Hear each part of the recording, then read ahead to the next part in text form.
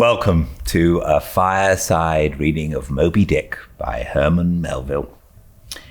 Chapter 104, The Fossil Whale. From his mighty bulk, the whale affords a most congenial theme whereon to enlarge, amplify, and generally expatiate. Would you could not compress him. By good rights, he should only be treated of in imperial folio, not to tell over again his furlongs from spiracle to tail, and the yards he measures about the waist. Only think of the gigantic involutions of his intestines, where they lie in him like great cables and hawsers coiled away in the subterranean orlop deck of a line of battleship. Since I have undertaken to manhandle this Leviathan, it behooves me to approve myself omnisciently exhaustive in the enterprise, not overlooking the minutest seminal germs of his blood, and spinning him out to the uttermost coil of his bowels. Having already described him in most of his present habitatory and anatomical peculiarities, it now remains to magnify him in an archaeological, fossiliferous, and antediluvian point of view. Applied to any other creature than the Leviathan, to an ant or a flea, such portly terms might justly be deemed unwarrantably grandiloquent. But when Leviathan is the text, the case is altered. Fain am I to stagger to this emprise under the weightiest words of the dictionary, and here be it said that whenever it has been convenient to consult one in the course of these dissertations, I have invariably used a huge quarto edition of Johnson, expressly purchased for that purpose, because that famous lexicographer's uncommon personal bulk more fitted him to compile a lexicon to be used by a whale author like me. One often hears of writers that rise and swell with their subject, though it may seem but an ordinary one. How then with me, writing of this Leviathan? Unconsciously my chirography expands into placard capitals. Give me a condor's quill. Give me Vesuvius's crater for an inkstand. Friends, hold my arms, for in the mere act of penning my thoughts of this Leviathan, they weary me and make me faint with their outreaching comprehensiveness of sweep, as if to include the whole circle of the sciences, and all the generations of whales and men and mastodons, past, present, and to come, with all the revolving panoramas of empire on earth, and throughout the whole universe, not excluding its suburbs. Such and so magnifying is the virtue of a large and liberal theme. We expand to its bulk. To produce a mighty book, you must choose a mighty theme. No great and enduring volume can ever be written on the flea, though many there be who have tried it. Ere entering upon the subject of fossil whales, I present my credentials as a geologist by stating that in my miscellaneous time I have been a stone mason and also a great digger of ditches, canals and wells, wine vaults, cellars and cisterns of all sorts. Likewise, by way of preliminary, I desire to remind the reader that while in the earlier geological strata there are found the fossils of monsters now almost completely extinct, the subsequent relics discovered in what are called the tertiary formations seem the connecting, or at any rate intercepted, links between the anti-chronicle creatures and those whose remote posterity are said to have entered the ark. All the fossil whales hitherto discovered belong to the Tertiary period, which is the last preceding the superficial formations. And though none of them precisely answer to any known species of the present time, they are yet sufficiently akin to them in general respects to justify their taking rank as cetacean fossils. Detached broken fossils of pre-Adamite whales, fragments of their bones and skeletons, have within 30 years past at various intervals been found at the base of the Alps, in Lombardy, in France, in England, in Scotland, and in the states of Louisiana, Mississippi, and Alabama. Among the more curious of such remains is part of a skull, which in the year 1779 was disinterred in the Rue Dauphine in Paris, a short street opening almost directly upon the Palace of the Tuileries, and bones disinterred in excavating the great docks of Antwerp in Napoleon's time. Cuvier pronounced these fragments to have belonged to some utterly unknown leviathanic species. But by far the most wonderful of all cetacean relics was the almost complete, vast skeleton of an extinct monster found in the year 1842 on the plantation of Judge Creel of Alabama. The awe-stricken, credulous slaves in the vicinity took it for the bones of one of the fallen angels. The Alabama doctors declared it a huge reptile and bestowed upon it the name of Basilosaurus. But some specimen bones of it being taken across the sea to Owen, the English anatomist, it turned out that this alleged reptile was a whale, though of a departed species. A significant illustration of the fact, again and again repeated in this book, that the skeleton of the whale furnishes but little clue to the shape of his fully invested body. So, Owen rechristened the monster Zoiglodon, and in his paper, read before the London Geological Society, pronounced it, in substance, one of the most extraordinary creatures which the mutations of the globe have blotted out of existence. When I stand among these mighty leviathan skeletons, skulls, tusks, jaws, ribs, and vertebrae, all characterized by partial resemblances to the existing breeds of sea monsters, but at the same time bearing, on the other hand, similar affinities to the antichronical leviathans, their incalculable seniors, I am, by a flood, borne back to that wondrous period, ere time itself can be said to have begun, for time began with man. Here Saturn's grey chaos rolls over me, and I obtain dim, shuddering glimpses into those polar eternities when wedged bastions of ice pressed hard upon what are now the tropics, and in all the 25,000 miles of this world's circumference, not an inhabitable hand's breadth of land was visible. Then the whole world was the whale's, and, king of creation, he left his wake along the present lines of the Andes and the Himalayas. Who can show a pedigree like Leviathan? Ahab's harpoon had shed older blood than the pharaohs. Methuselah seems a schoolboy. I look round to shake hands with Shem. I am horror-struck at the anti-Mosaic, unsourced existence of the unspeakable terrors of the whale, which, having been before all time, must needs exist after all human ages are over.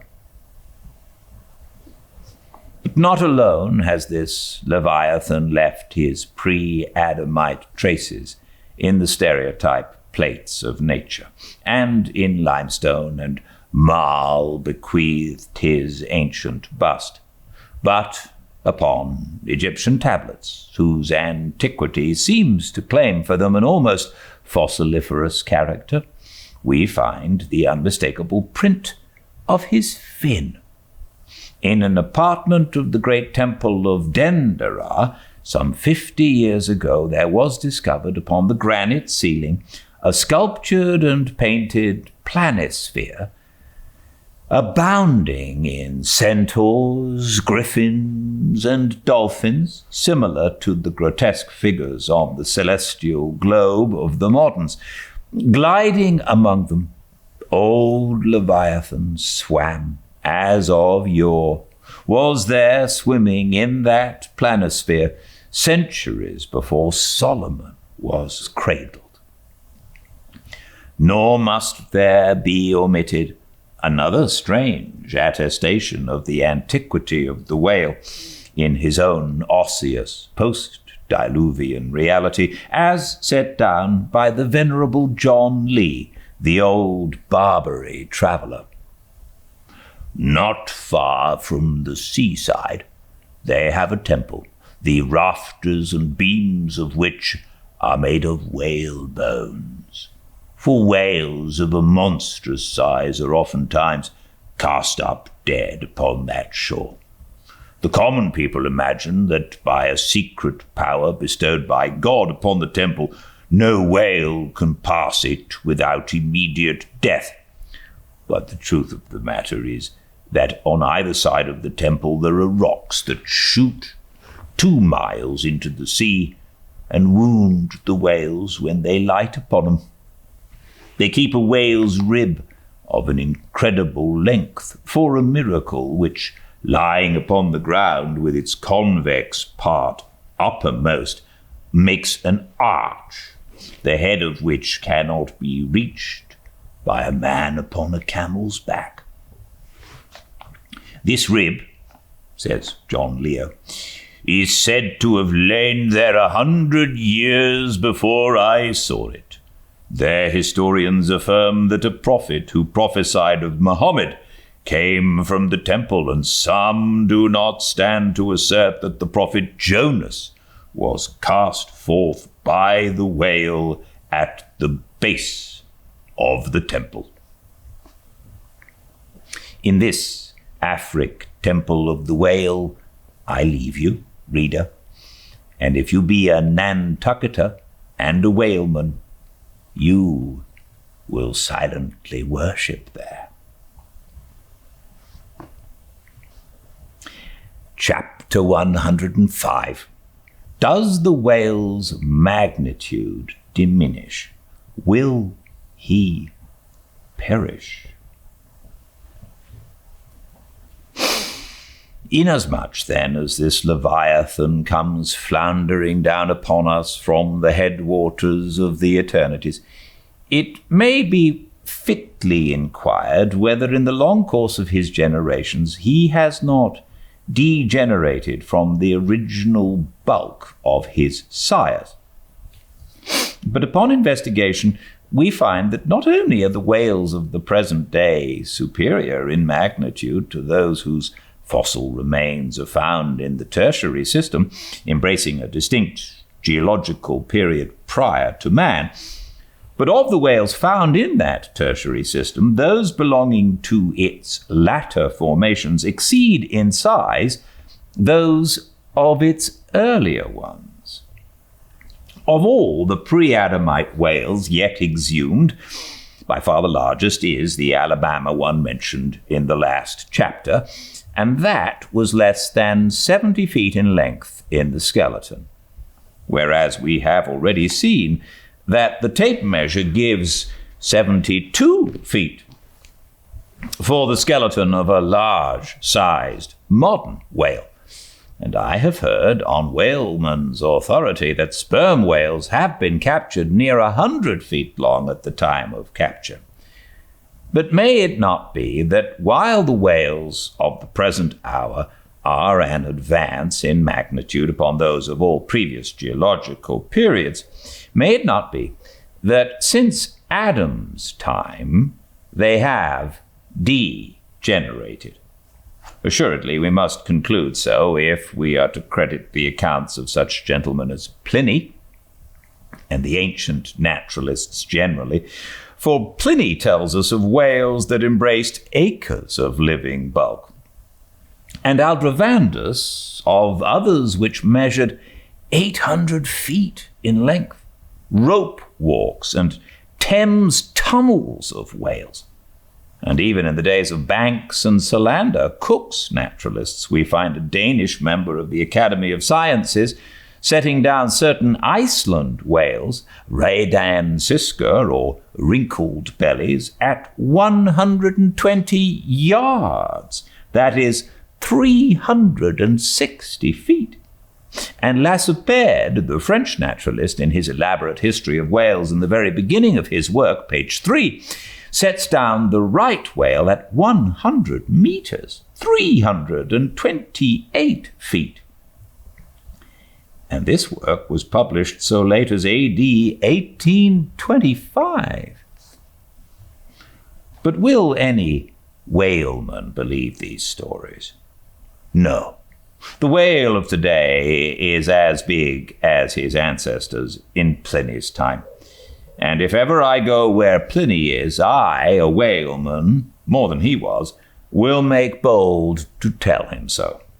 Because I cannot understand how it is that while the Egyptian mummies that were buried thousands of years before even Pliny was born do not measure so much in their coffins as a modern Kentuckian in his socks, and while the cattle and other animals sculptured on the oldest Egyptian and Nineveh tablets by the relative proportions in which they are drawn just as plainly prove that the high-bred, stall-fed, prize cattle of Smithfield not only equal but far exceed in magnitude the fattest of Pharaoh's fat kine. In the face of all this, I will not admit that of all animals the whale alone should have degenerated.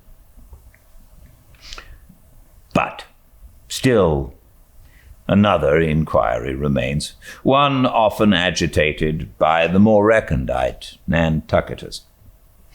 Whether owing to the almost omniscient lookouts at the mast heads of the whale ships, now penetrating even through Bering's Straits and into the remotest secret drawers and lockers of the world, and the 1,000 harpoons and lances darted along all continental coasts, the moot point is whether Leviathan can long endure so wide a chase and so remorseless a havoc, whether he must not at last be exterminated from the waters, and the last whale, like the last man, smoke his last pipe, and then himself evaporate in the final puff. Comparing the humped herds of whales with the humped herds of buffalo, which not 40 years ago overspread by tens of thousands the prairies of Illinois and Missouri, and shook their iron manes and scowled with their thunder-plotted brows upon the sites of populous river capitals, where now the polite broker sells you land at $1 an inch. In such a comparison, an irresistible argument would seem furnished to show that the hunted whale cannot now escape speedy extinction. But you must look at this matter in every light. Though so short a period ago, not a good lifetime, the census of the buffalo in Illinois exceeded the census of men now in London, and though at the present day not one horn or hoof of them remains in all that region, and though the cause of this wondrous extermination was the spear of man, yet the far different nature of the whale hunt peremptorily forbids so inglorious an end to the Leviathan. 40 men in one ship hunting the sperm whales for 48 months think they have done extremely well, and thank God if at last they carry home the oil of 40 fish. Whereas, in the days of the old Canadian and Indian hunters and trappers of the West, when the far West, in whose sunset suns still rise, was a wilderness and a virgin, the same number of moccasined men for the same number of months, mounted on horse instead of sailing in ships, would have slain not 40 but 40,000 and more buffaloes, a fact that, if need were, could be statistically stated. Nor, considered aright, does it seem any argument in favor of the gradual extinction of the sperm whale, for example, that in former years, the latter part of the last century, say, these leviathans in small pods were encountered much oftener than at present, and in consequence the voyages were not so prolonged and were also much more remunerative. Because, as has been elsewhere noticed, those whales, influenced by some views to safety, now swim the seas in immense caravans, so that to a large degree the scattered solitaries, yokes, and pods and schools of other days are now aggregated into vast but widely separated, unfrequent armies. That is all. And equally fallacious seems the conceit that because the so-called whalebone whales no longer haunt many grounds in former years abounding with them, hence that species also is declining, for they are only being driven from promontory to cape, and if one coast is no longer enlivened with their jets, then be sure some other and remoter strand has been very recently startled by the unfamiliar spectacle. Furthermore, concerning these last mentioned leviathans, they have two firm fortresses which, in all human probability, will forever remain impregnable. And as upon the invasion of their valleys, the frosty Swiss have retreated to their mountains, so, hunted from the savannas and glades of the middle seas, the whalebone whales can at last resort to their polar citadels, and diving under the ultimate glassy barriers and walls there, come up among icy fields and floes, and in the charmed circle of everlasting December bid defiance to all pursuit from man. But as perhaps 50 of these whalebone whales are harpooned for one cachalot, some philosophers of the forecastle have concluded that this positive havoc has already very seriously diminished their battalions. But though, for some time past, the number of these whales, not less than 13,000, have been annually slain in the Northwest coast by the Americans alone, yet there are considerations which render even this circumstance of little or no account as an opposing argument in this matter. Natural as it is to be somewhat incredulous concerning the populousness of the more enormous creatures of the globe, yet what shall we say to Harto, the historian of Goa, when he tells us that at one hunting the king of Siam took 4,000 elephants, that in those regions elephants are numerous as droves of cattle in the temperate climes. And there seems no reason to doubt that if these elephants, which have now been hunted for thousands of years by Semiramis, by Porus, by Hannibal, and by all the successive monarchs of the East, if they still survive, there, in great numbers, much more may the great whale outlast all hunting, since he has a pasture to expatiate in which is precisely twice as large as all Asia, both Americas, Europe and Africa, New Holland, and all the isles of the sea combined. Moreover, we are to consider that from the presumed great longevity of whales, they're probably attaining the age of a century and more. Therefore, at any one period of time, several distinct adult generations must be contemporary.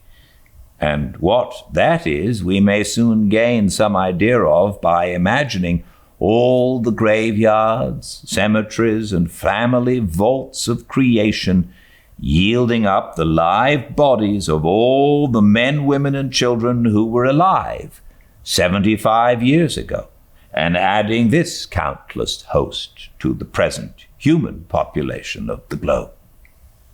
Wherefore, for all these things, we account the whale immortal in his species, however perishable in his individuality.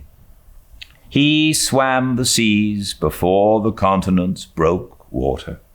He once swam over the site of the Tuileries and Windsor Castle and the Kremlin. In Noah's flood he despised Noah's ark. And if ever the world is to be again flooded, like the Netherlands to kill off its rats, then the eternal whale will still survive, and rearing upon the topmost crest of the equatorial flood, spout his frothed defiance to the skies.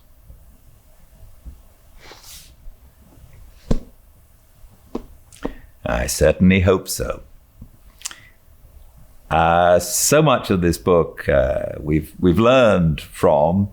I hope he's right that they will survive. I know that in recent years there has been debate about it, and it would be a terrible thing if we were to destroy them. Thank you for joining me. I do hope you enjoy reading this book as much as I do. My name is Gildart Jackson, and this is Fireside Reading. I read every day at 5 Pacific at Fireside Reading on Instagram, and all these chapters are uploaded to the YouTube channel, Fireside Reading. Please check it out. Until I see you again, please be very well. Goodbye.